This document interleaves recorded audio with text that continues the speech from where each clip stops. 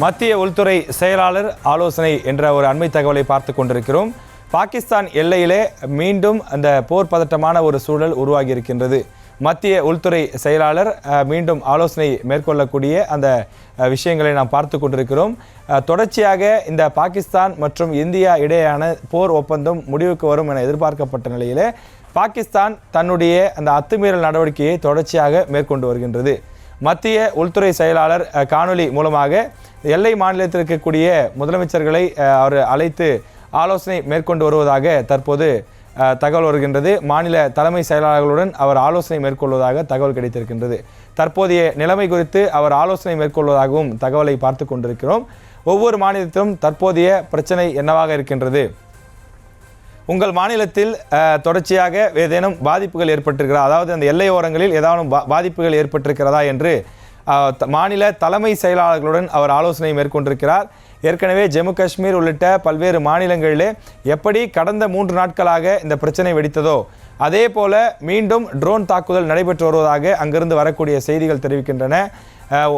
முதலமைச்சர் உமர் அப்துல்லா கூட இது தொடர்பான இந்த அறிவிப்பை அவர் தன்னுடைய சமூக வலைதளத்தில் குறிப்பிட்டிருந்தார். தொடர்ந்து நாம் திரையிலே ஒருபுறம் பார்த்து கொண்டிருக்கிறோம். கடந்த 7, 8 ஆகிய தேதிகளில், அதாவது 8 மற்றும் 9 ஆகிய தேதிகளில் என்ன மாதிரியான அந்த ட்ரோன் சம்பவங்கள் இருந்ததோ அதே போன்றதொரு காட்சிகளைத்தான் மீண்டும் பார்க்க முடிகின்றது. தொடர்ந்து பாகிஸ்தான் இந்த அத்துமீறல் நடவடிக்கைகளை மீண்டும் செய்து கொண்டே இருக்கிறது என்று குறிப்பிட்டிருக்கிறார்கள். இந்திய வெளியுறவுத்துறை செயலாளர் செய்தியாளர்களை சந்திக்கும் போது பல விஷயங்களை குறிப்பிட்டார்.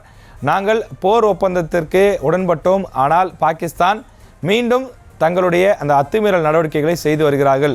எனவே நாங்கள் இராணுவத்திற்கு, நம்முடைய நாட்டு இராணுவத்திற்கு முழு சுதந்திரம், ஃப்ரீ ஹேண்ட் என்ற ஒரு வார்த்தையை பயன்படுத்தினார். முழு சுதந்திரத்தை கொடுத்து விட்டோம். எனவே இனி பாகிஸ்தானை வேட்டையாடக்கூடிய பணியிலே பாகிஸ்தான் ஆர்மியை பதிலடி கொடுத்து அவர்களுக்கு தகுந்த பாடம் புகட்டக்கூடிய பணியிலே நம்முடைய இந்திய இராணுவம் ஈடுபடும் என்பதுதான் இதிலிருந்து புரிந்து கொள்ள முடிகின்றது. ஒரு ஒப்பந்தம் என்று செய்து கொண்டால் அந்த ஒப்பந்தத்தை கடைபிடிக்க வேண்டும். அதனை மீறுவது என்பது, அதனை பேசி உடன்படிக்கை ஏற்படுத்தியவர்களுக்கு அழகல்ல. ஆனால் பாகிஸ்தான் இராணுவம் எந்த விதமான ஒரு மனிதாபிமானமும் இல்லாமல், ஒரு அறமும் இல்லாமல் தொடர்ந்து இது போன்ற அத்துமீறல்களை மேற்கொண்டிருக்கிறார்கள். அதற்கான காரணம் குறித்து நாம் விவரிக்கும் போது, விசாரிக்கும் போதும் வரக்கூடிய தகவல் என்பது அங்கே இருக்கக்கூடிய அரசுக்கும், அங்கே இருக்கக்கூடிய ஆர்மி, அங்கே இருக்கக்கூடிய அந்த இராணுவ துறையினருக்குமே அவர்களுக்கு ஒரு உடன்பட்ட கருத்து கிடையாது. ஆளாளுக்கு ஒரு கருத்து சொல்லக்கூடியவர்களாகவும் ஆளாளுக்கு முடிவெடுக்கக்கூடிய நபர்களாகவும் இருக்கக்கூடிய காரணத்தினாலே இராணுவமும் அரசும் இணைந்து செயல்படாத காரணத்தால் இந்த பதில் தாக்குதல் நடைபெறுவதாக தெரிகின்றது. இந்தியா பாகிஸ்தான் மீண்டும் பேச்சுவார்த்தையை தொடங்கியிருக்கக்கூடிய அந்த அண்மை செய்திகளை பார்த்து கொண்டிருக்கிறோம். போர் நிறுத்த உடன்படிக்கையை பாகிஸ்தான் மீறிய நிலையில் மீண்டும் பேச்சுவார்த்தையை தொடங்கியிருப்பதாக தகவல் கிடைத்திருக்கின்றது. இந்தியா பாகிஸ்தான் இடையே ஏற்கனவே இன்று மாலை சுமார் 3:35 மணி அளவிலே பேச்சுவார்த்தை தொடங்கி நடைபெற்ற நிலையில் அதிலே உடன்பாடு எட்டப்பட்டு 5 மணிக்கு பிறகு நோ ஃபயர் என்று முடிவுக்கு கொண்டு வரப்பட்டது. இந்தியா பாகிஸ்தான் பிரச்சனை முடிவுக்கு வந்தது. இனி போர் கிடையாது, இரு நாட்டு மக்களுக்கும் எந்த பிரச்சனையும் கிடையாது, இரு நாட்டு இராணுவ வீரர்களும் அவர்களின் குடும்பத்தாரும் சற்று மூச்சு வாங்கலாம் என்று குறிப்பிட்டிருந்தார்கள். ஆனால் தொடர்ந்து பாகிஸ்தான் அத்துமீறி வருகின்றது. நம்முடைய செய்தியாளர் மதியழகன் இணைப்பில் இருக்கின்றார். மதியழகன், வணக்கம். என்னதான் நடக்கின்றது? குறிப்பாக வெளியுறவுத்துறை செயலாளர் தன்னுடைய அந்த செய்தியாளர் சந்திப்பில் என்னென்ன விஷயங்களை குறிப்பிட்டார், அதை பற்றி முழுமையாக ஒரு முறை சொல்லிவிடுங்கள். வெளியுறவுத்துறை செயலாளர் விக்ரம் மிஸ்ரி சற்று நேரத்திற்கு முன்பாக செய்தியாளர்களை சந்தித்தார்.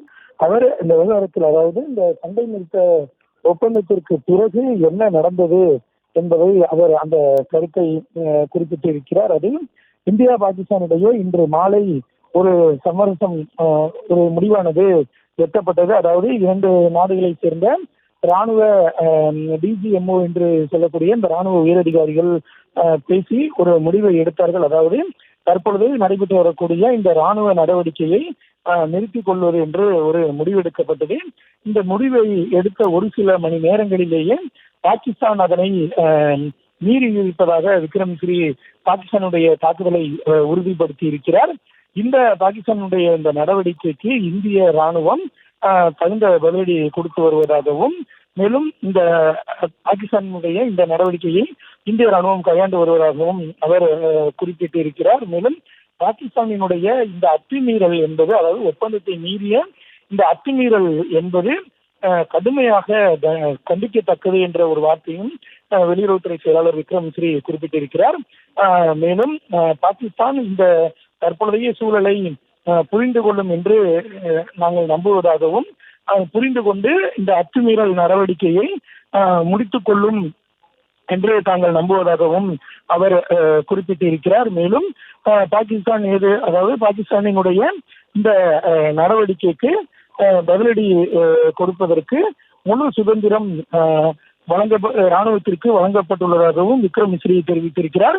மேலும் அடுத்த கட்ட நகர்வுகள் குறித்து விரைவில் செய்தியாளர்களுக்கு தெரிவிக்கப்படும் என்றும் விக்ரம் மிஸ்ரி குறிப்பிட்டிருக்கிறார். மேலும் பாகிஸ்தானினுடைய நடவடிக்கைக்கு இந்திய ராணுவம் தரப்பில் தகுந்த பதிலடி கொடுக்கப்பட்டு வருவதாகவும் குறிப்பிட்டிருக்கிறார்.